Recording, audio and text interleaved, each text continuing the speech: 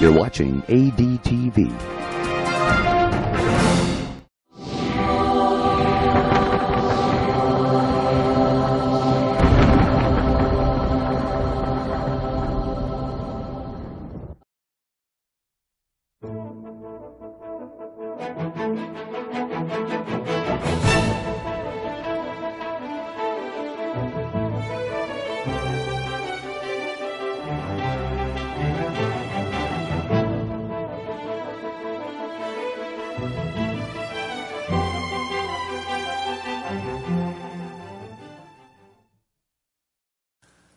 Tonight's lecture is titled The Genes of Genesis. And somebody pointed out to me that there's quite a similarity there between genes and Genesis. One could actually read genes is. And that's quite an interesting observation. You see, God also says, I am. He is, so why can't genes is? Well, we're going to talk tonight about the philosophy behind natural selection and the science of evolution in general. And the founder of this modern theory is Charles Darwin, who accepted a position of ship's naturalist on the HMS Beagle and studied the diversity of organisms while this ship was traveling around the world, in particular to draw maps of South America and the like. Of course, he didn't actually come up with the original concepts. They have been around for a long, long time, even since the time of the Greeks. And Charles Darwin's grandfather was already a proponent of naturalistic ideas. He also had theological training, and Charles Darwin believed at the time that he was active on this ship, he believed at that stage that God had created immutable, unchangeable species. You see, the mindset at that time was such that people believed that everything that exists on the planet had been created individually by God. And of course, naturalistic science excludes that possibility.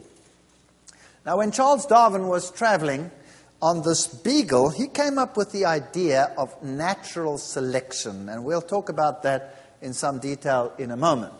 Basically, this is the concept.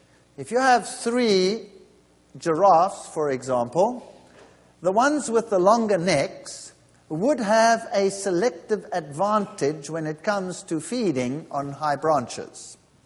And therefore, they would be selected for and have more offspring and eventually replace those with shorter necks. That's basically what natural selection teaches. There is a counter-concept which was known as Lamarckism. Now, Lamarck taught that the animals tried to reach the higher branches and eventually the necks got longer. You see? So those are the 2 opposing concepts that existed at this time when Darwin formulated his theory. Of course, Darwinism is recognized as the scientifically logical theory, whereas Lamarckism is discredited these days. I always put it to my students this way: do birds fly because they have wings, or do they have wings because they fly? Which one is correct? Which one do you believe is correct? Well, obviously they fly because they have wings. That's why they fly. So, you first have to have the wings and then you can fly. And if you have different wings, well, then one can fly better than the other one, and then natural selection can start operating. Birds did not wish to fly and therefore developed wings, because then all of us would have wings too, right? Because man has been wanting to fly forever. So science tells us that the object has to be there before selection can take place, and that is pretty logical. So Darwinism is superior to Lamarckism. Now it's interesting that science readily recognizes this But when push comes to shove, then often they fall back to Lamarckism. That's very interesting.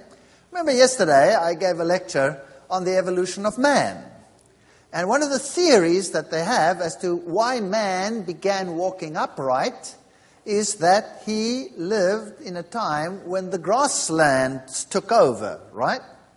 And so they couldn't see over the grass, and what did they do? They stood up on their hind legs to look over the grass. And this eventually led to the development of upright gait. Is that Darwinism or Lamarckism? That's Lamarckism. Isn't that interesting? So science shoots down Lamarckism, but uses it when it finds it useful. Actual fact, you should conjecture differently on that issue. Now, remember what I said. When Charles Darwin was traveling on this ship, the Beagle, and he developed all these ideas and took them back into society, he was actually quite a shy man about it.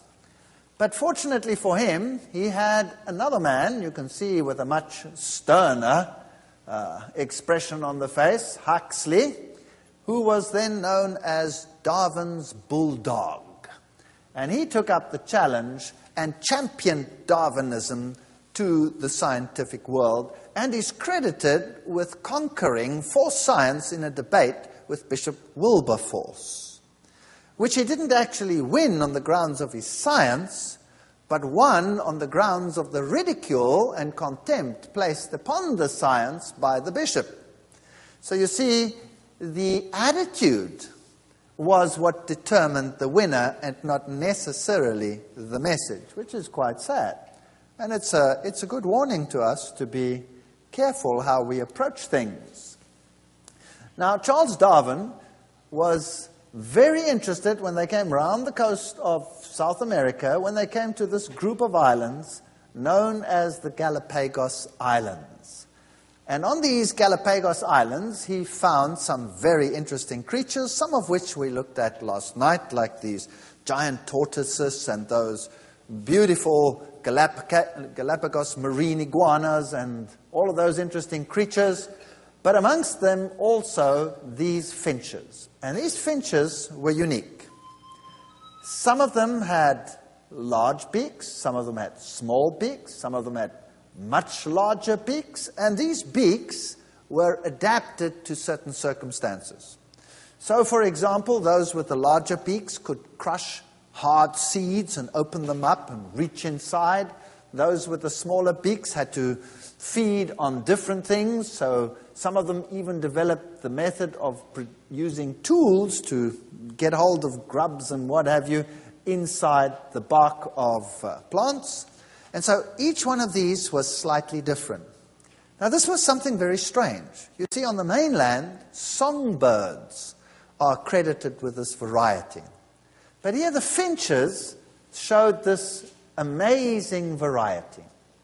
Now, if you imagine the time frame in which Darwin worked, genetics was unknown. Gregor Mendel had done his work, but it lay somewhere on a dust pile in some monastery. Nobody knew anything about genetics. So how inherited characters were transferred was unknown. And then there was this idea that God had created immutable, unchangeable species. And there was a scientist by the name of Linnaeus who took all the creatures that he knew and classified them according to what was to be known as the binomial nomenclature. So everything got two names. So, for example, we are Homo sapiens. We are Homo sapiens, two names. And each creature got its name, and it was considered to be a unique creation. And so the species numbers increased enormously until we today have millions of species around. Now, when Charles Darwin looked at these creatures, he thought about this and said, now, isn't it possible that we started out with one finch family some time ago on these islands, and that all of these evolved out of that original parent pair. Isn't that a logical assumption? And yes, it is a logical assumption. It is quite probable that this is a variation that developed there on these islands. But what Charles Darwin did then is he said, well, then God did not create immutable, unchangeable species. In fact, there is no such thing as a creation. So God was thrown out of the equation. Was it necessary to throw God out? That is the question that we will have to answer tonight. The fact of the matter is, it does seem as though whatever was there was not unchangeable. Well, science has come a long way since then, and we have a whole theory of how everything came into being. And let's take it from the beginning and see what science teaches today. So how did life begin? Well, science teaches that this Earth originally was very different to what it is today. There was a volcanic activity. The atmosphere was totally different to what it is today. In fact, the atmosphere consisted of gases like methane, ammonia, hydrogen, water, these components. And a scientist by the name of Stanley Miller came along, and he simulated this atmosphere, passed some sparks through it, and then trapped whatever was formed at the bottom and analyzed it in a laboratory. And lo and behold, here were organic materials. And so he conjectured that originally on the planet there could have been an organic soup with lots of organic molecules, which then fortuitously formed themselves over long periods of time into the molecules which are necessary for life, and then through processes eventually came together to form the first living organisms. Now that's all very nice and well, except that there are a number of problems with this. Firstly, the atmosphere would have to be one that excludes oxygen. Very important. So, the primitive Earth reducing atmosphere is supposed to have had hydrogen, ammonia, carbon dioxide, methane, nitrogen, and water. And where did these come from? Well, they stated from volcanic gases, although volcanic gases are also associated with carbon monoxide, sulfur dioxide, so it doesn't really quite fit, but nevertheless, if it had, however, been like the present atmosphere, which contains oxygen, then the evolution of molecules would have been impossible. Because oxygen burns up everything. Oxygen would destroy everything as it developed through the process of oxidation. So all scientists agree it would have to have been a reducing atmosphere. Now, what did Haldane do? He passed sparks through such an atmosphere and then trapped whatever was formed and analyzed it. If he had left it there in the atmosphere for another cycle, then everything that would have formed would have been destroyed by the next process. So he had to have a trap. Would there have been a trap somewhere on the planet before? Probably not. But there's another problem. And that is the various molecules of life that had to form needed very different circumstances. For example, if you look at the amino acids, you have different amino acids, and each one of these amino acids has this NH2 group, this amino group over here. And this NH2 group had to, of course, be derived from this atmosphere, and it comes from the ammonia. But now, if you have ammonia in the atmosphere, then sugars don't form. So here is a big problem. Plus, you need a very acid environment in order for these to form, and then you would have to have only the right ones to form. And that would not happen, because when you pass these sparks through it, you get left-handed ones, you get right-handed ones, and you get all kinds of amino acids where the amino group is attached to any one of these carbons along the chain, and not necessarily to that first carbon next to this group over here, which is the carboxyl group. And so, if you have just one wrong amino acid somewhere in a chain, everything is non-functional. So here's a major problem, that you needed the right circumstances, plus you needed mechanisms of selecting just those amino acids which are useful to life. One wrong one in there, and you would have a problem. Plus, even if you get the amino acids, how do you get them to come together and join together? You need enzymes for that. That means you need a protein to make a protein. So who was first, the protein or the protein that makes the protein? See, it's a bit of a problem. The next problem is, if you want to have the building blocks of our DNA, what our genes are formed of, then you need totally different circumstances. For these to form, you have to take all the nitrogen out of the atmosphere, change it into a cyanide solution, multiply that by 10, dissolve it in the ocean, and then you can get these molecules. But then you wouldn't get anything else. If you're going to make these sugars, again, as we spoke about earlier, that you need in the DNA molecule, for example, like the ribose, well, then you're not allowed to have ammonia. If you don't have ammonia, you don't have amino acids. So you would have to have many planets in order to create these things. No wonder science is saying it's not possible here, so maybe it happened in space. You have a theory there which is called panspermia. Now, this DNA molecule is another amazing story of life.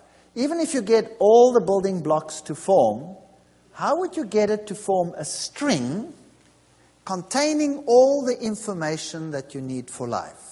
How would you get it to do that? It has never, ever been demonstrated in a laboratory. It needs a very complex enzyme system that will form these high-energy bonds that are locked into this molecule. And the probability of these molecules forming is so remote so that we could say they are non-existent. So let's have a look at what the probability would be, for example, of a bomb exploding under a pile of wood, going boom, and then falling down from the sky and forming this perfect functional little house. What would the probability be? Well, the probability is very, very remote. Let's give it a very good probability, or a very poor one. In fact, it's even much worse than this. Let's say the probability is 1 in 10 to the power of 80. Now, what is that? That sounds like a very small figure. 10 to the power of 80 is what physics claims is the number of particles in the entire universe. Particles.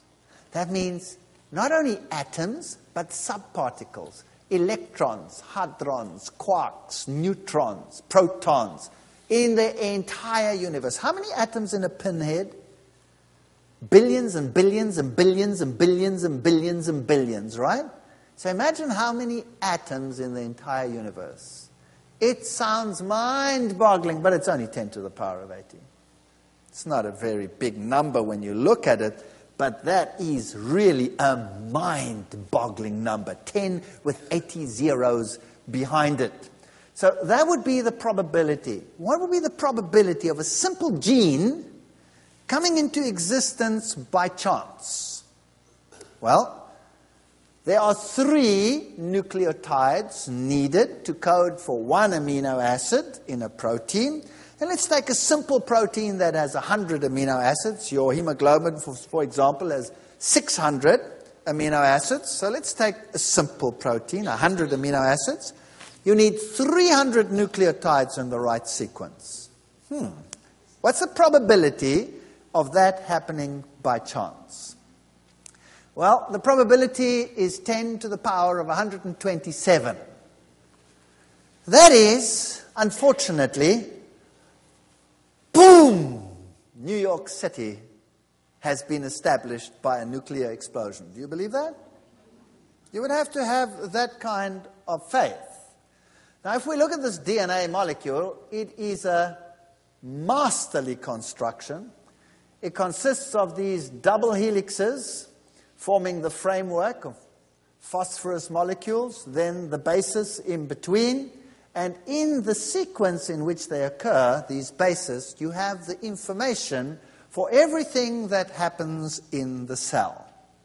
Now, these genes we call the genotype. And when these genes are expressed, we call that the phenotype.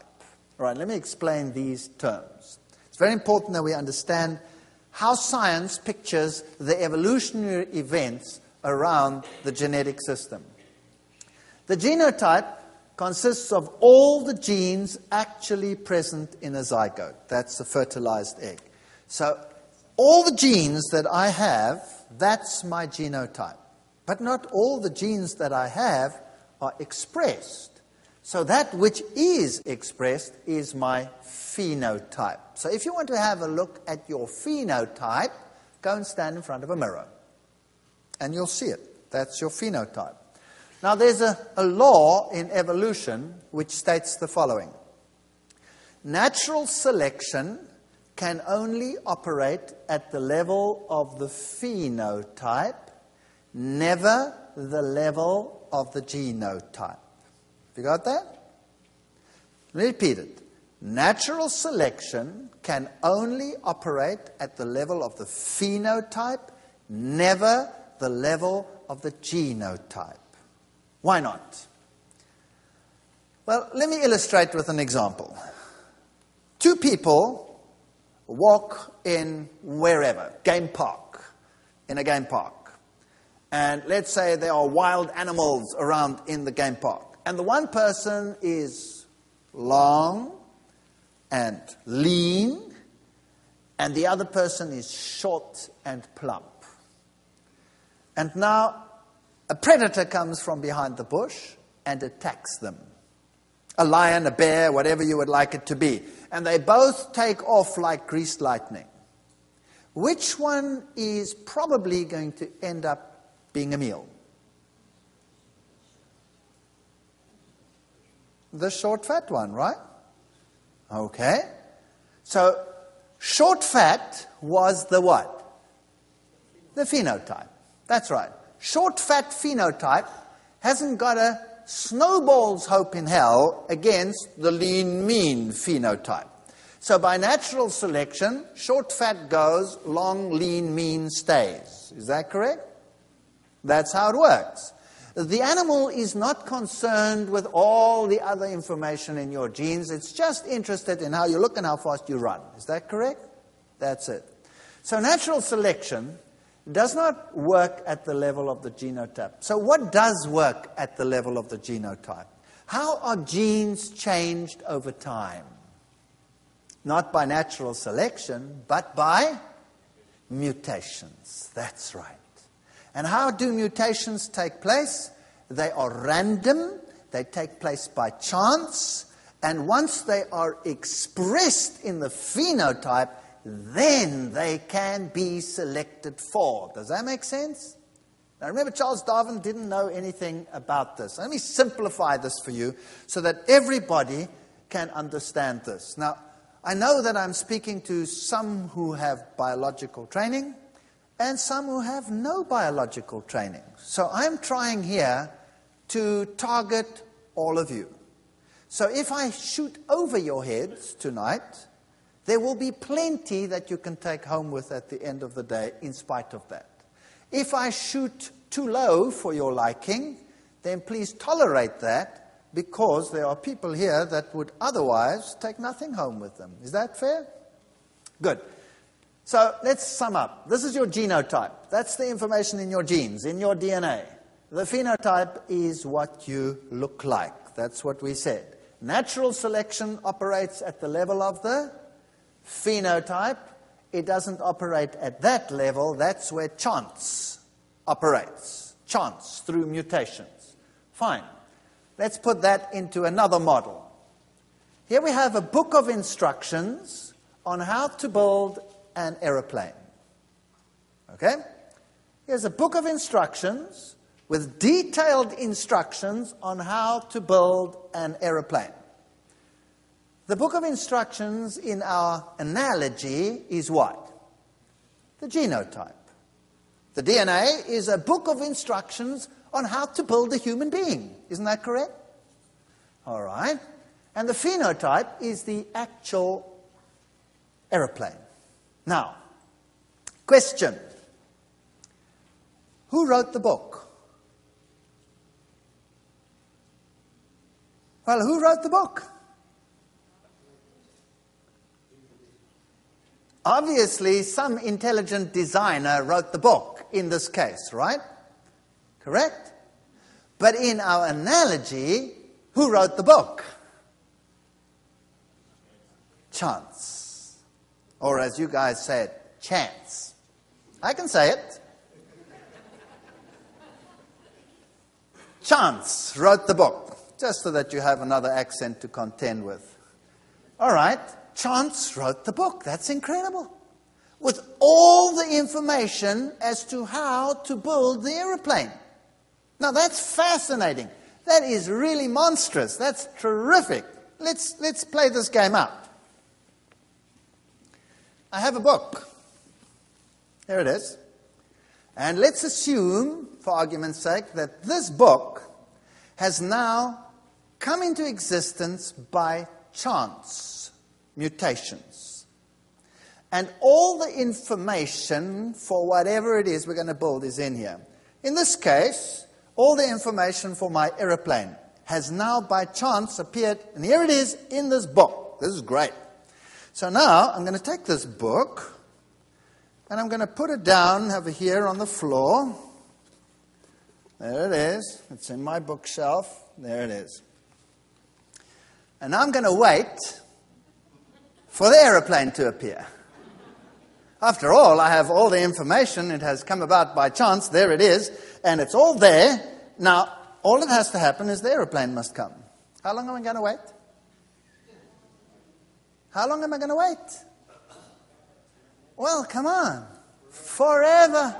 I'm going to wait forever and ever and ever. Is it enough for the information to come into existence by itself? Yes or no? No? If I don't have a mechanism that will translate this information into the aeroplane, then my aeroplane will never appear. Is that correct or not? Okay. So my book by itself, even if it should come into existence by chance, is totally what? Useless. Thank you. Okay. Now that we've solved that problem, let's think about that. All right. So my book is really useless without a method of transcribing the information into the aeroplane. Now, what do I need to change the information into an aeroplane? You tell me. Well, I need some factory, don't I? And I need someone to intelligently interpret what is in that book so that I can get the aeroplane constructed. So I need some assembly line, and I need some workers. Or if I don't have workers, what do I need? I need tools and machines, robots, if you like, that will do it for me. Is that correct? So, question. Where or how did the design mechanisms get translated? How did the factory come into existence? And how did the robots come into existence that will eventually build my machine so that I can test fly it? According to my analogy, natural selection will only start operating when once what has happened? The aeroplane's there. So the whole mechanism to convert the information into the aeroplane, how did that have to come into existence? You tell me. You have two choices. Two choices. Because natural selection will only work once the aeroplane is there. Then I can only see, oh, it flies or it does not fly, right? So how did the mechanism come into existence? Give me the choices. The first one is chance. The second one is design. Design. That's your only possibility. Either it's chance or it is creative design. Those are the only two possibilities that we have. Okay, which one does science choose? Chance. Science chooses chance. Good. Now, when we read the DNA, this is a very complex situation. In fact, we don't even read the whole of a gene. We read only portions of it called introns and exons, and the exons are transported and translated and taken outside, and then there is a highly complex factory with robots that changes the information from the gene, in other words, reads it, and then translates it here into another form of messenger, which then passes out through the cell, combines with a structure we call a ribosome, which is an assembly line, a factory, and this factory then manufactures a protein, which in turn is manipulated and folded by another factory and transported, like with a railway system, if you like, to where it is needed and built into place. How did all of that come into existence? Well, we're still not with anything tangible. We're just building something tangible. So how did it come into existence? You tell me. You have two choices. Chance or design. Because natural selection will only operate once the object is actually there. Wow, that's mind-boggling. Do you want to see what it looks like? Well, let's have a look. Here's an Illustria Media video, which is titled Unlocking the Mysteries of Life, the Scientific Case for Intelligent Design. You can actually get it at the back. It is sold at the back, and you can have a look at an animation of what happens. With computer animation, we can enter the cell to view this remarkable system at work.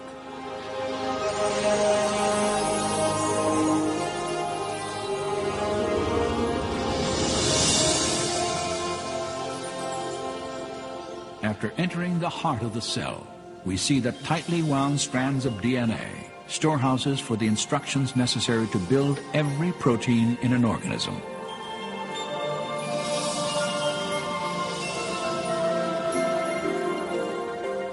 In a process known as transcription, a molecular machine first unwinds a section of the DNA helix to expose the genetic instructions needed to assemble a specific protein molecule. Another machine then copies these instructions to form a molecule known as messenger RNA.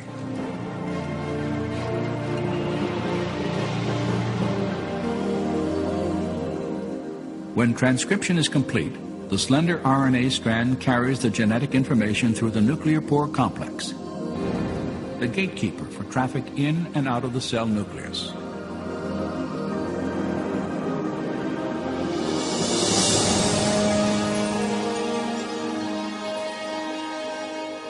The messenger RNA strand is directed to a two-part molecular factory called a ribosome. After attaching itself securely, the process of translation begins.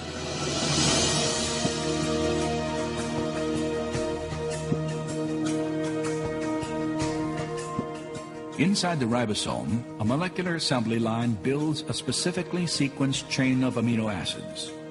These amino acids are transported from other parts of the cell and then linked into chains often hundreds of units long. Their sequential arrangement determines the type of protein manufactured.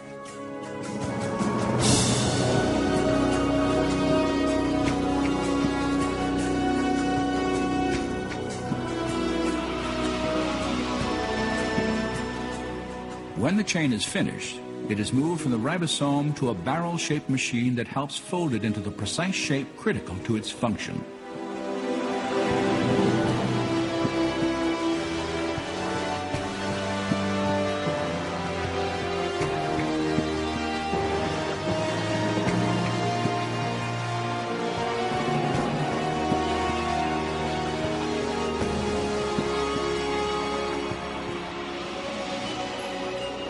After the chain is folded into a protein, It is then released and shepherded by another molecular machine to the exact location where it is needed. It came about by how? Chance or design. That's your only option. There is no other. In actual fact, what you saw in this animation is highly, highly oversimplified. When you consider what happens in a cell as that DNA unfolds and the enzyme systems that are required to produce this molecule, it is mind-boggling. And when it passes through that nuclear pore, it passes through with such precision that nothing else may enter and leave while this huge molecule is passing from one side to the other. Everything is highly precise with recognizing symbols and all kinds of structures. And one mistake and you're a cabbage. And it came about by chance or design. Because until that protein is actually there, natural selection cannot say whether it will work or whether it won't. Now, any modification in the genes, in the genotype, to bring about any changes in the phenotype must also occur only through chance, through mutations. So, if we take my book scenario, here's my book. If this book has instructions for an aeroplane, and I now want to change the instructions to get another aeroplane, then how must those changes take place in here? By chance. That's right. You've got it. By chance. Or by design. One of the two. So now you get basic types of mutations, point mutations, chromosome mutations. Point mutations involve a chain or change in only a single nucleotide pair. You can have base substitutions, additions, deletions, all of those.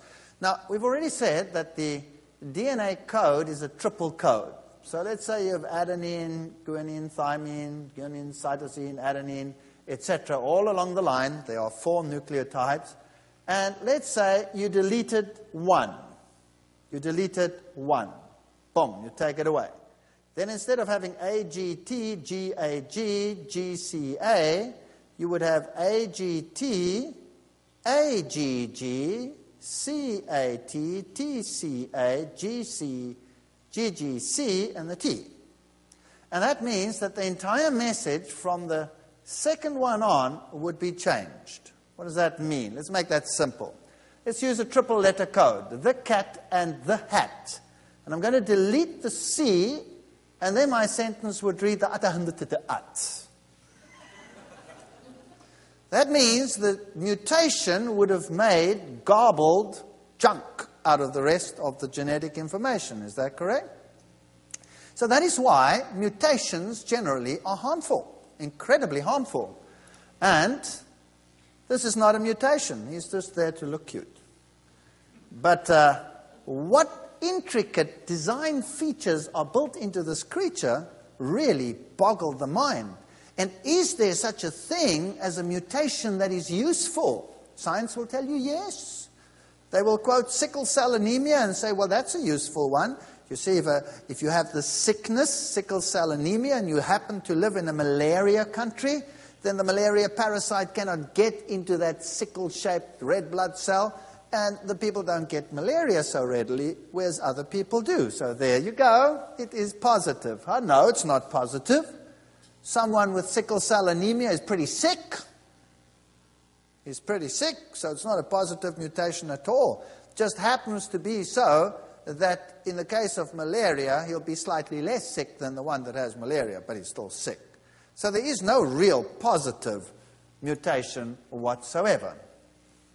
Now, imagine now the first little cell comes into existence, just by chance. Highly improbable. The molecules, well, they would not have come into existence by chance under the different circumstances. Even if they did, would they form life? Highly improbable. You'd have to imagine boom, little house, boom, little house, boom, little house, boom, little house, thousands of times over. And you'd really have to believe that because chance or design is your only option at that level.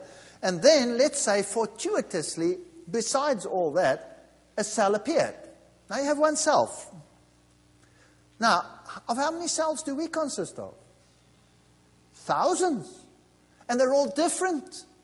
So now, how do you account a unicellular little creature through evolution eventually giving rise to a multicellular organism? Well, a chap by the name of Haeckel came along and said, German scientist, that's not so difficult. What happened is the following. One cell came, and when it divided, that's another kettle of fish. How did it divide? But let's leave it at that. It divided, and the cells stuck together. And eventually it formed the ball of cells, and eventually this structure, because the ball, when it moved along, how did it move along? How did it get the structures to move along? That's another kettle of fish. Let's leave that out. And let's say it developed a dent, and eventually this dent was like this, and eventually the dent went all the way through, and then you have the basic body plan of every single living organism that is multicellular. Like we, for example. We look like this with a dent all the way through. We have a tube going all the way through, right? The one opening is where? There, ha, and the other one, you can imagine. So that's the basic body plan. Now, think about this. If a cell divides and it has genetic information and it sticks together, then both cells will have the same genetic information, right or wrong. And if it divides again, it'll still have the same genetic information. And if it divides and makes a ball, they'll all have the same genetic information. And no matter how many times you divide it, it'll have the same genetic information. Haeckel says, we can see in the evolution of animals that this happened because the embryos of the various animals look the same. Of course, they don't tell you that he really cheated in this process tremendously and was even reprimanded at the highest level because of this. And how do you account then for this amazing feat of a mutation changing cells? Now, I can assume that a mutation can change the shape of a cell into something else. Let's say that's possible, but that's not what we want. We want to develop different cells. So, for example, let's take two. A muscle cell and a nerve cell. Two very different cells. Did they exist in the beginning, yes or no? Let's say fortuitously a little blob of protoplasm started to go bloop, bloop, bloop, bloop, bloop, bloop, bloop in the ocean. Would there have been a muscle cell and a nerve cell, yes or no? No, that would have been some later innovation, right? So, how did the muscle cell and the nerve cell get its genetic information? You see, a muscle cell must have genes which say, you are a muscle cell. And a nerve cell must have genes which say, you are a nerve cell. Does that make sense? Okay. But none of these existed in the beginning. But let's say that the first cell looked something like this. That could account for this shape, but it couldn't account for the next shape. Where did that new shape come from? So what we actually need is we need a new gene which says, hello, you are now a nerve cell. Does that make sense? But that's not enough. If I had a nerve cell in my body and I had a muscle cell here in my arm, what would it help me if the two never talked to each other? Would it help me? No. Would it help me if I had muscle cells and nerve cells all jumbled up in my body, yes or no? Of course not. Where do I want my nerve cells? Well, I want them in the right place. For example, it would be very useful if you want to study to have them all up here, isn't that right? And if you wanted to pick something up, to do it up with a brain cell, pick it up with a brain cell would be pretty useless. So you want your muscle cells down here, right? Okay, so how do I tell the cell the genes for muscle must be switched on here and the genes for brain must be switched on over there? How do I tell my brain that or my muscle that? Well, I need a switch. I need a switch. If I have two lights, one over there and one over there, and I want that one on and that one off, or that one on and that one off, how many switches must I have at the back? 2. That's right. So now I need a switch because I've got two cells. But the original cells didn't have two kinds of cells, so they didn't need the switches. So now I have a question. Where does the extra gene come from? That's genotype. How did it come into existence? You have two choices. Chance or design. So, boom! Little house. Where did the switch come from? In fact, you need two switches. Where did they come from? Boom, little house, boom, little house. That's where they came from. That's what you have to believe. There's no other choice whatsoever. And this highly complex mechanism for switching on genes and switching off genes had to come about by chance or design. But that's not enough. You need a gene which says you look like this. You need a gene which says you look like that. That's two genes. You need a gene which says you're switched on, you're switched on. That's another two genes. Those are the switches. That's not enough. You also need genes to control the physiology so that this one will function differently to that one. And you need genes controlling the embryology so that they will work together. Hello, where do those genes come from? It's genotype. Natural selection doesn't work there until this thing actually works. Boom, little house, boom, little house, boom, little house, boom, little house, boom, little house. For a week you have to say that. You need one heck of a lot of faith for that. All right, we have been discussing in this previous little section of how the genes actually came into existence. They could only have come into existence by chance, and then you have this high improbability of it actually happening. Now you have another problem, and that is the problem of irreducible complexity. Something that is so complex that has to be complete before it will function has to also come about by chance. For example, a wing to fly and a feather to hold the bird up has to come into existence and actually function as a feather before it can be tested as to whether it will work or whether it won't work. Isn't that correct? So these structures, where do they come from? These are questions that are really causing Darwinism quite a headache, as you can see over here. Here's a problem for you. Assume now you find a highly complicated biochemical pathway in a bird. Something very, very complicated. Let's say the Krebs cycle. For any student who has studied this, you know there are many, many reactions and many, many genes required to make the Krebs cycle work. And then you find the Krebs cycle in this reptile, and you find the Krebs cycle in that insect, and you find the Krebs cycle in that crab, and in that worm, and in that worm, and in this echinoderm, and in these sponges. Whew! Now you find the Krebs cycle in all of them. What does that tell you? It tells you that they must all be related. And since a bird and a sponge are very, very far apart, that means that this highly complex system must have been there from the beginning. Wow. So if you take all the complex biochemical pathways that are shared by every living organism under the sun, that means they were all there from the beginning. Whew! Now we're thinking, boom, New York City.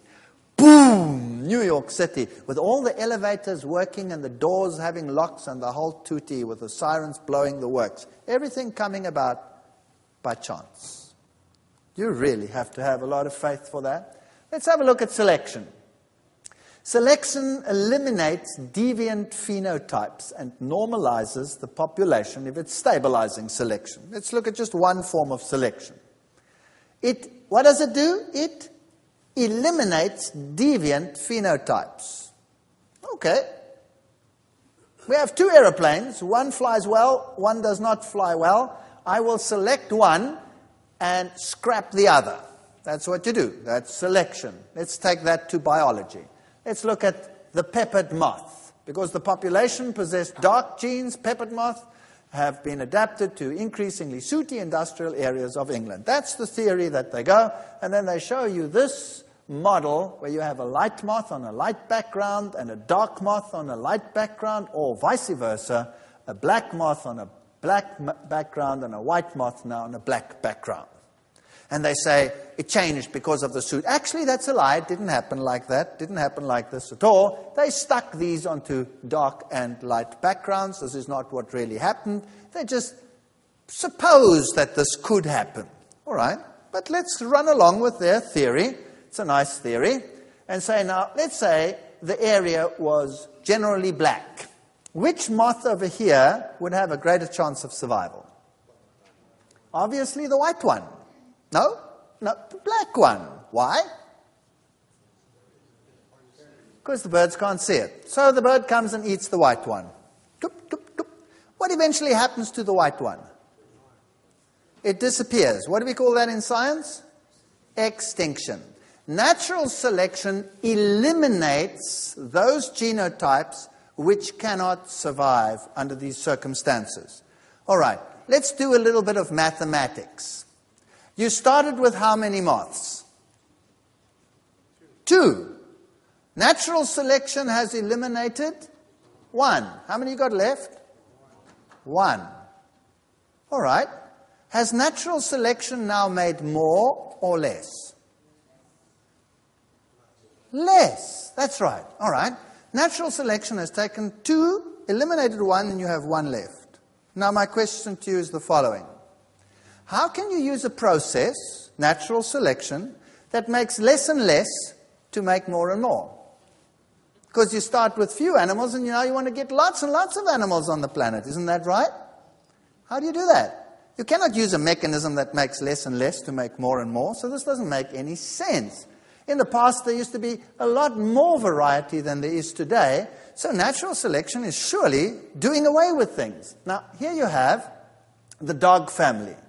And you have small dogs to large dogs, and you have all these dog shapes and all these ear shapes and all these strange little creatures. Look at the ear shapes. Long, droopy ears in the bloodhound, this ear in the collie, and all these hair types that we see over here, all of them present in the dog family. Question. Obviously, the ancestor, all these dogs were bred from the wolf, must have had genes for all of these appearances. Isn't that right? Must have been there. Question, where did the genes come from? 2 choices. Chance or design for all of that variety. It didn't come about by natural selection. Natural selection doesn't create anything. It only chooses between things that are already there. So in the past, they would say, every single one of these snails is a different species. Today we know this is one species. Under some circumstances, some sets of genes are activated. Under other circumstances, other sets of genes are activated. And so, this is actually one set. Some butterflies, for example, have different appearances in different seasons. And some of these creatures, like this pigeon, actually must contain all the genes for what has been bred out of the wild pigeon. That means large pigeons, small pigeons, black pigeons, white pigeons, funny pigeons. All kinds of weird pigeons have been bred from the wild type. Where do all those genes come from that were there? Either they were built in by some designer, or they came into existence by boom, little house, boom, little house, boom, little house. That's what you have to believe in terms of the probability. Look at the variety here, from black to white, from black to white, from small to large. It's an interesting creature. It's known as the quagga. It's an extinct type of zebra that only had stripes up to a certain area, and then the rest was stripeless. And it went extinct some 300 years ago. And then they found a skin in a museum, and while they were cleaning it, the taxidermist discovered, wow, there are some blood vessels still stuck to the back in the dried fat. And that contained red blood corpuscles. So what did they do? Or blood cells in general? They sent it for DNA analysis. And when the tests came back, they were surprised. Because the DNA was identical to the plains zebra that lives today. Wow.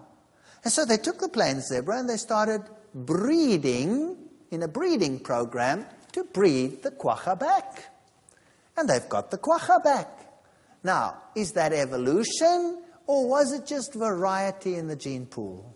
What do you think? What was it? It was just variety in the gene pool. Here you have two ladybirds, the typical one with the red and the black, and then this black one. Originally, there were two species until they discovered, no, wait a second, this one appears in the fall, and this one appears in spring. So obviously, there are two sets of genes in this creature, and the one set of genes is activated in the fall, and the other set of genes is activated in the spring. So you have two alleles over here, two possibilities. Now, two genes coding for different appearances. Where do those genes come from? Chance or design. That's your only option. In all of these, it's exactly the same story. Now let's imagine, these are insects. Now insects go through various stages. At first there's a larva. What's a larva look like? It looks like a worm.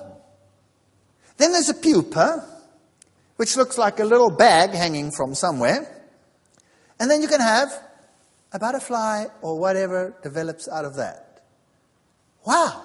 That means there must be complete batteries of genes coding for those totally different organisms. If you knew nothing about insects and I gave you a big fat caterpillar, wouldn't you classify it as a totally different species to a butterfly? Yes or no? Sure you would. So where do all those genes come from, that code? Under one set of circumstances, caterpillar. And then what happens to those genes? Tick, tick, tick, tick, tick, tick, tick, tick, tick, tick, tick, tick, tick, switched off. And another set of genes in the DNA are activated. Tick, tick, tick, tick, tick, tick, tick, tick, tick, tick, tick, tick, boom, pupa. And then those are switched off. And another set is activated. Tick, tick, tick, tick, tick, tick, tick, tick, tick, tick. And you have a butterfly. 3 complete sets of genes in that organism. Each gene having to come about by chance or design because natural selection doesn't operate at that level. Wow. Mind-boggling. So if you want to have a mouse that you cannot see on the background, like Pedognathus californicus on a white background or on a black background, 2 sets of genes. Each time, boom, little house. Rabbits that can change their colors in different seasons, boom, little house, boom, little house. Lizards that can do the same. Any process that modifies the genotype to increase the variation. Now, of course, science thought about this and said, wow, we have a problem. We have a huge problem here. So if DNA cannot be controlled through natural selection, everything happens by chance, and the genes have to come about by chance, and then natural selection still comes and destroys parts of them and only keeps some, we're getting less and less. How do we get more and more? It's a problem. And then they came up with the idea, we know, sexual reproduction increases the variety. Well, that's very nice. So one of the processes that can modify the genotype to increase variation is sexual reproduction.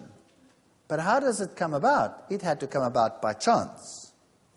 Because unless the babies are there as a result of the union, you won't have more variety. Does that make sense? Well, let's think about that. So, fertilization, the whole process of sexual reproduction, the whole process of meiosis, one of the most complex structural processes, independent assortment, crossing over, all of these things came about by chance. Male and female came about by chance. Wow. Because unless you have a male and a female, and unless that male and the female pair, and unless that offspring is actually born, we won't have an increased variety. So how did everything come into existence up to that point? You have 2 options. Chance or design. Now what does the Bible say? The Bible says that God created them male and female. Is that correct? And everybody knows that everything comes from the female. Isn't that correct? All right. Is anybody here born from a male? Hello? Anybody here? No? The Bible says that Eve came from whom? From Adam. Now, is that scientifically logical? Shouldn't Adam have come from Eve? Yes or no? Yeah, sure. That's the only logical way to think about it. But let me tell you something. Eve could only have come from Adam. Why? Well, let me put it to you this way. As I stand here before you, ladies, whether you like it or not, I have every gene in me that it takes to make a woman. But do you have every gene that it takes to make a man? Nope. What don't you have? You don't have a Y chromosome. But I have an X chromosome, but you don't have a Y chromosome. So you don't have every gene that it takes to make a man. I always tell that to my wife, and I say, so don't you forget it. She gets very upset with me. So Eve could only have come from Adam. The Bible is quite right on that score. But sexual reproduction and all the processes associated with it had to come about by chance. Here you have what happens. Here's a chromosome. Let's assume that's from Dad. And there's one that lines up that is identical. That's from Mom. That has similar genes on it with different alleles on it, so you could have variety come into there. So we have 23 pairs of chromosomes. Half of them are from our mother and half of them are from our father. And during meiosis, they line up like this. This whole process that makes them do this is just rearranging my letters in a book. It doesn't create an aeroplane. Until the aeroplane is created, I don't know what's happening. I'm just jumbling up letters. Doesn't mean anything yet in terms of natural selection. And so they come together, they divide in this complicated process, and then they do something amazing. They exchange genetic information. Wow.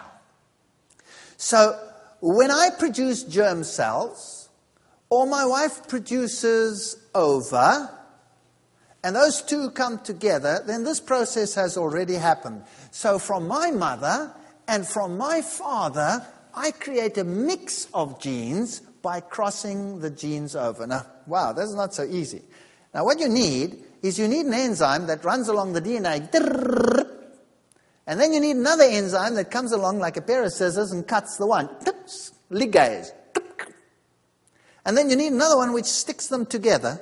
In the meantime, you're unwinding this structure, causing a knot. So you need stress-reducing enzymes which release the stress. Magnificent setup. And then you link them together so that they are exactly in the right place. And if you cut one nucleotide too far, and there are millions of them, and this reaction is taking place all over in the cell, one snip, one nucleotide too far, and the next gene reads, at. Instead of being a human, you end up a cabbage. No mistakes allowed. No mistakes allowed. Wow. And then you look like this. And all this has to be unraveled. And in order for this to happen, there have to be twists and turns and recombining. It's a highly complicated system. But all it does, it is it rearranges the letters in my book. It's like taking a computer program and clipping portions out and putting them in another place. But it doesn't produce anything yet until it's built. So how did the mechanism come into existence? This highly complicated mechanism that is as complicated as what you saw in the video just now, how did it come into existence? Chance or design. That's your only possibility. So here we have some cave fish. Notice that they haven't got eyes. Oh, that's a new species, says science. That's a new species. Well, that's interesting. Here are some blind cave beetles. Here are blind crayfish, cave crayfish. Here's a blind cave salamander, and here's a blind cave cockroach. All new species. Did you know if you go to Hawaii and a new island forms, Very soon the cockroaches invade the new crevices.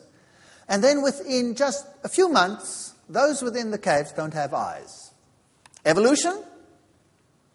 I don't think so. I think what happened is, under those circumstances without light, it's not necessary for the eyes to develop, and the genes, which have all these nice little switches, are just tick, tick, tick, tick, tick, switched off. So is this a new species? No, it's not a new species at all. It's just a modified species, because we have these nice genes and these switching systems, which had to come about how? By, you have two choices. Chance or design. Okay. Birds that lose their wings, you have flightless rails, flightless pelicans, flightless cormorants, flightless this on islands. Why? Because if you're far out on an island and you go for a flight and the wind takes you away and you don't find your island, sooner or later you go, that's the end of you. So they develop flightlessness very quickly. Is this a mutation in all of these creatures? I don't think so. I think it's switch off, switch off, switch off, switch off, switch off. Now there's a chicken that has lost its feathers. And why hasn't it got feathers? Because this one has a mutation. Now you see the difference? This one is a mutation. Something's gone wrong and it doesn't develop figures. That's something different. But you can get all these different kinds by just switching on and switching off genes. Here's a cross between a zebra and a horse. So you can get new varieties by crossing things. Here is a cross between a leopard and a jaguar. There's a cross between a tiger and a lion. It's called a liger. Wow, interesting animal. There is a cross between a dolphin and a whale. It's called a whalphin. A cross between a horse and a zebra. It's called a zos. And a cross between a zebra and a donkey called a zonkey. Now, most of these can end up infertile. But when you cross insects or plants, it doesn't necessarily mean that they're going to be infertile, so it works. Here's a cross between a sheep and a goat. But you can't do this naturally, so what they do is they take an embryo of one, take a few cells from that and a cell from the other one, link them together, put them into a surrogate mother, and then you have an animal that develops part goat, part sheep, part goat, part sheep, part goat, part sheep, part goat, part sheep. This animal is a total catastrophe. All right. So all these switching genes and things that you have to create all these varieties are only able to come into existence by chance or design. Now, here we can do something else. If you have a chromosome, and you take another chromosome and you link it to it, you can get a long chromosome. We call that a fusion, a tandem fusion. Now, here's an animal that has such a fusion. This is the eland, the largest antelope in the world. Notice that it has stripes on the side, and it has this twirled horn. Notice? The largest antelope in the world. Here's one with a similar fusion. It has the stripes down the side. This is the kudu. And it has a twirled horn. There's one with a similar one. This is the female of the kudu. There's the lesser kudu, which is a smaller variety. Same stripes. The male will also have the horns. Here's an interesting animal. If you didn't know there were one species, you'd make them two. This is the female nyala with the stripes. Here's the male nyala. You can see the stripes very faintly there. And the interesting twirl in the horn. There is the bongo with the stripes and the same twirl in the horn. There's the sitatunga, which is a very small antelope, stripes and the horn. Now they all have this fusion. Now my question to you is this. Do you think this is one kind or is it different species? Well, the world makes it all different species, but they all have the same aberration. So I would say this is just variety of one. Let's take this a little further. Here you have the wolf. The wolf has 76 chromosomes. That's more than what we have.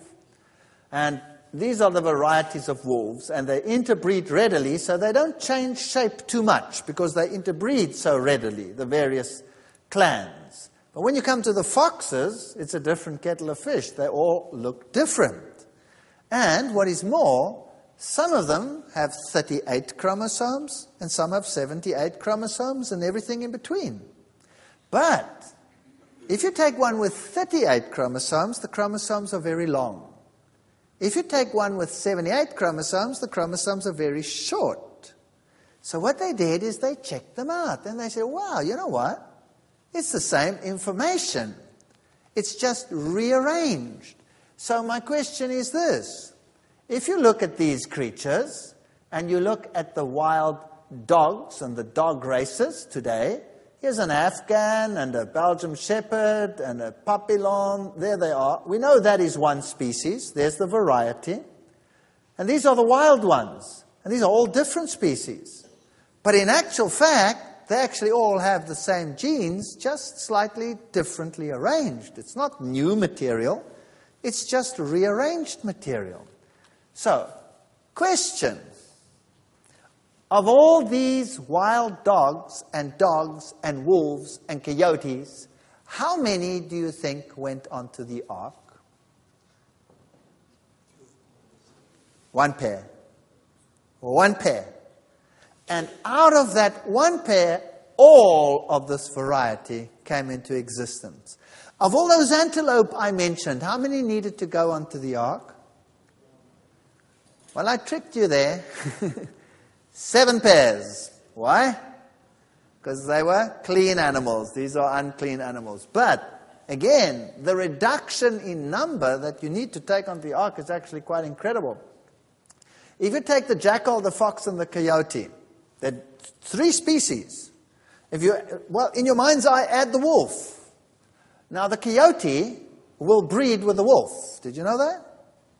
In Canada, in central Canada, where the coyotes are very large, they will breed with a wolf. On the coast, the coyote is smaller and will not breed with a wolf. But the coyote is capable of breeding with a wolf. And the jackals would be capable of breeding with a coyote. If you go to Australia, there's the dingo and there's the dog, and you see how very similar they are. And in fact, the dingo is going extinct. Why? Because it breeds with a dog. So, question, what is a dingo? A dingo is a dog. That's right. You see, we like, as scientists, to split everything up into hundreds and hundreds of species, when really a kind is a much bigger thing than that. All you need is one wild type, and out of that you can get all the canids. Dingoes and foxes and wild dogs and all the canids out of one pair in the ark. And you could get it as rapidly like that because the genes are there. For example, if you take 2 short chromosomes and you fuse them into a long one, that would be using the information in a different way. And so you have mice that have this. You have mice with a few chromosomes and they are very long like this.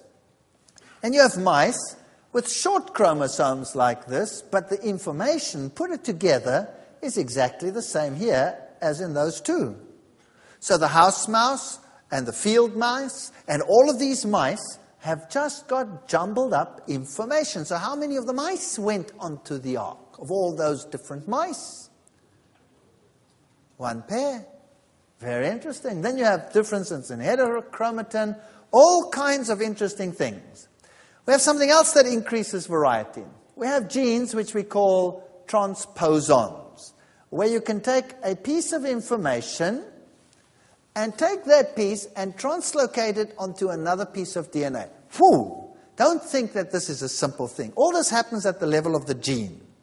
You have to cut this gene out, transport it to another location, make a snip, open up the DNA, put it in, close it up again, and it's got to be read in the new place. And what can happen then? In the new position, the gene might be read more, and in 1 generation you go from a small mouse to a giant mouse. 1 generation. Just go boom, and it's big. All you have done is taken the one gene and put it in another position. You can do it with a dark mouse, you can do it with a light mouse, it doesn't matter. One simple step. But if you'd taken that gene and you'd cut it one letter too far, what would have happened? Then it would have read, rubbish. It has to be a precise process. So let's think about this.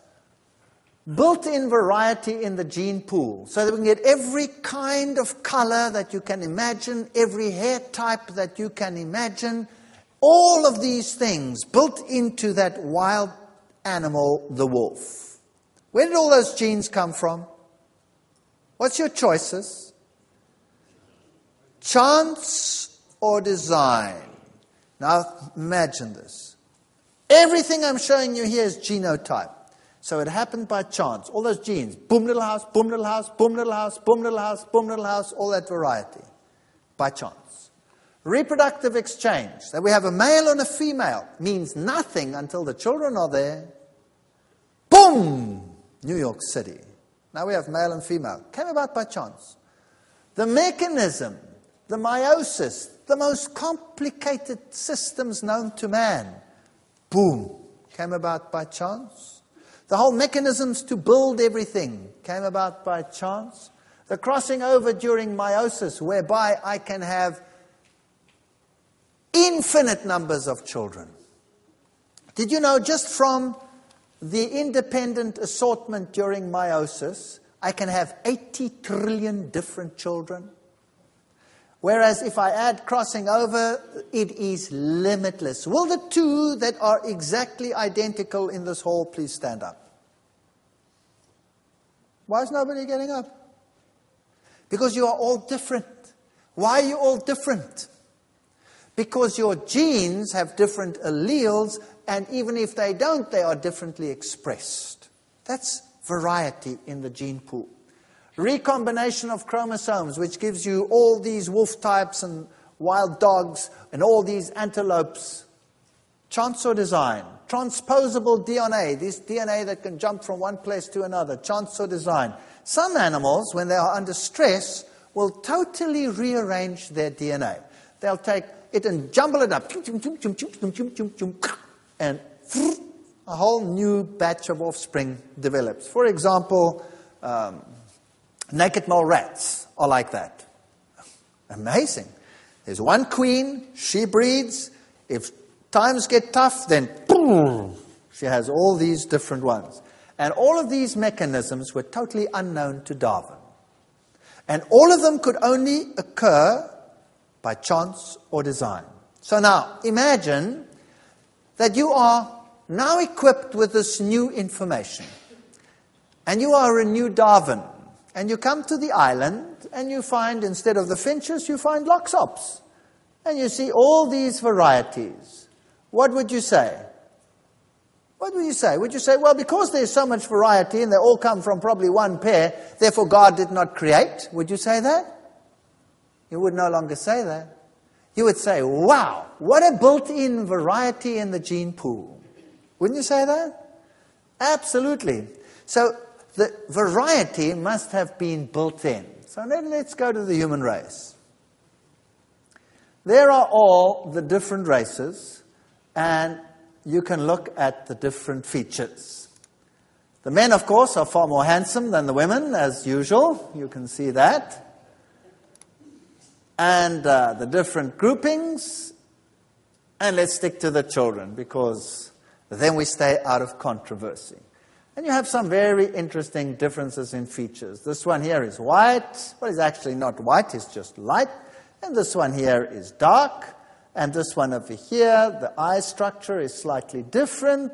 Here as well, and this Filipino boy, the eye structure is slightly different. All the different races. Where'd they come from? What's the difference between them? Is the one superior to the other, as people would imagine? Well, if you are equipped with this information, then you will know that there is no difference between them whatsoever on the genetic level. White versus black, for example, is just the way in which the gene for melanin production is expressed. I can produce melanin, I have the gene, therefore, for melanin. If I lie in the sun, I go darker, so I produce more melanin. A black person just has a more active expression of the same gene that I have, so there's no genetic difference there. Just the controlling mechanism is activated differently, that's all. What about the difference in eye shape that we have in the Eastern and the Western societies? Well, it's just the way in which the fat is deposited in the eyelids that is different. It's a purely biochemical process which is activated by the same genes as we have, because I also have fat in my eyelids. So, is there a difference? No, the expression is different. The eye color, how is that determined? By different batteries of alleles. So I have brown dominant, blue recessive, etc. So if you have, for example, two parents with bright blue eyes, and blue is recessive, then their children will have what color eyes? Blue. If you have one parent with brown eyes and one parent with blue eyes, then what will the color of the eyes be? Can be anyone. It can, if the brown-eyed one has only the dominant gene, then the children will have brown eyes. If he has recessive and the other one, it can be any one of them. So I always explain it to my students like this. If both your parents have brown eyes, or one of them has brown eyes, and your brothers and sisters have all kinds of eyes, that's fine. If both your parents have bright blue eyes and your brothers have brown eyes, well, then the father was probably the postman. But even then I could be wrong. Even then I could be wrong, because sometimes you can have the gene and it's not expressed. Let's say you have the gene for brown and it's not expressed and it ends up being a different color. Could be blue. So what we are seeing here is a tremendous capacity for variety. Here you have Drosophila molli and Drosophila digressa, and they look totally different. Notice that this one has very red eyes, this one has almost black eyes, some of them have white eyes, some of them have no eyes, some of them have long wings, some of them have short wings, some of them have no wings, some of them have one body, some of them have two bodies, but they're all fruit flies. One more question. There's a piano. Imagine that the keys on the piano are the genes. How many tunes can I play on the piano? An infinity, an enormous number, number of tunes. Is that correct? Yes. And if I had a guitar over here, how many tunes could I play on the guitar? An infinite number of tunes. And so I could go through every musical instrument. But how many guitar songs could I play on the piano? None. It remains a piano. And I can express it in various tunes. Same with our DNA. So God must be a lover of variety. Does that make sense?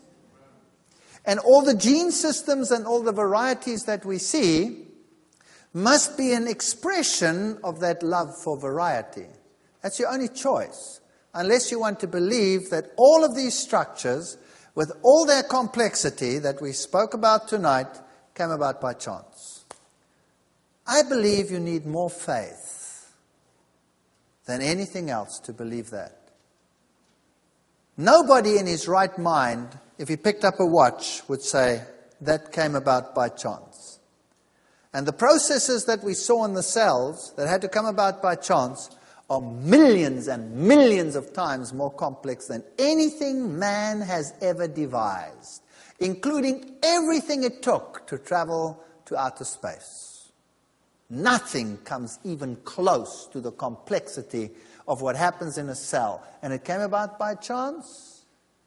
As for me and my household, I prefer to believe in a designer. But the choice is yours. You can, if you want to, believe in boom, little house. Thank you. You're watching ADTV.